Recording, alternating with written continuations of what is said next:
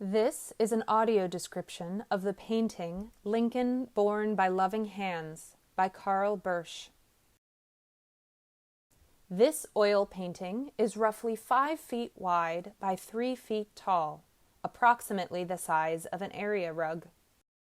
The painting hangs in the Ford's Theater Museum, which is located underneath the historic theater. This painting depicts President Abraham Lincoln being carried across the street after he was shot in Ford's Theater on April 14, 1865, in Washington, D.C.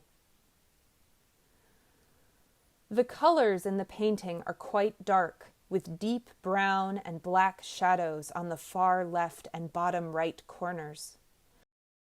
The light coming from inside the building windows, the gas lamp in the center, and the men's torches at the right cast a warm but ominous light on the scene, red, orange, and yellow. None of the faces are clear, but you get a sense of the danger and chaos of this moment. It is night. On the left half of the painting, we see the front of Ford's Theater. 3 of its arched doorways are in view and glow a warm orange from within. There is an oversized American flag mounted on an outdoor flagpole on the left side of the painting. It is unclear if the flag is affixed to the front of Ford's Theater or if someone is holding it aloft. There is a gas streetlight in front of the theater at the center of the painting. It is the brightest source of light in the painting, casting a warm, yellowish aura in the center.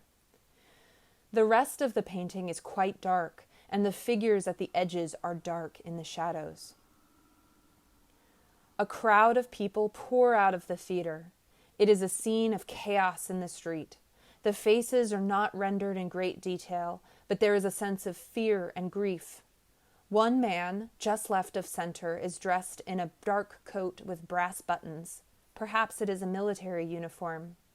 He turns his face away and holds up his right hand as if he is afraid to see what is before him. In front of this man with the brass-buttoned coat is the unconscious President Lincoln, being carried by 4 men. Lincoln has just been shot inside Ford's Theater, and the attending doctors, Dr. Charles Leal and Dr. Charles Sabin Taft, who were coincidentally in the audience that evening, had ordered the president be removed from the theater. They did not know where they would take him. They only knew it would be an unimaginable scandal for the president to die on the floor of a theater. The men holding President Lincoln's feet are wearing black suits and top hats, evening dress for a night at the theater. Lincoln's head rests on a white pillow. It is the brightest spot in the painting. Unnaturally so. The artist has given Lincoln a sort of halo. The men carrying Lincoln are stepping down from the sidewalk into the muddy, bumpy road. A policeman in the foreground at the bottom right of the painting holds a flagpole in his right hand with the American flag, topped with the eagle of the Union. He points with his left hand towards something out of view, off the right side of the painting. It is the Peterson House, where President Lincoln will be taken and where he will die. Behind the policeman, there is a group of men who are difficult to see in the shadows. One appears to be calling out to the others. There are 3 torches.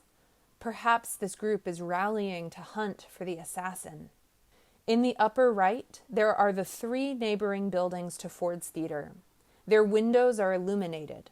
American flags and bunting decorate their facades. 2 faces peer out a second-story window to watch the commotion in the street below. The artist who created this painting is Carl Bursch, a German immigrant living in Washington, D.C. during the Civil War. On the evening of April 14, 1865, Bursch set out with his sketchpad and drawing materials with the intention of capturing the nation's capital in celebration. Confederate General Robert E. Lee had surrendered his army just 5 days earlier, and the week had been filled with joy and relief in the capital city. The night before Lincoln's assassination, the city was aglow in the grand illumination. Every window was alight with candles and gas torches, spelling out victory and union. But as Bursch sketched 10th Street Northwest on the night of Lincoln's assassination, he witnessed a very different scene. Bursch wrote about his experience. I had a clear view of the scene above the heads of the crowd. I recognized the lengthy form of the president by the flickering light of the torches and one large gas lamp post on the sidewalk. The tarrying at the curb and the slow, careful manner in which he was carried across the street gave me ample time to make an accurate sketch of that particular scene. Altogether, it was the most tragic and impressive scene I have ever witnessed.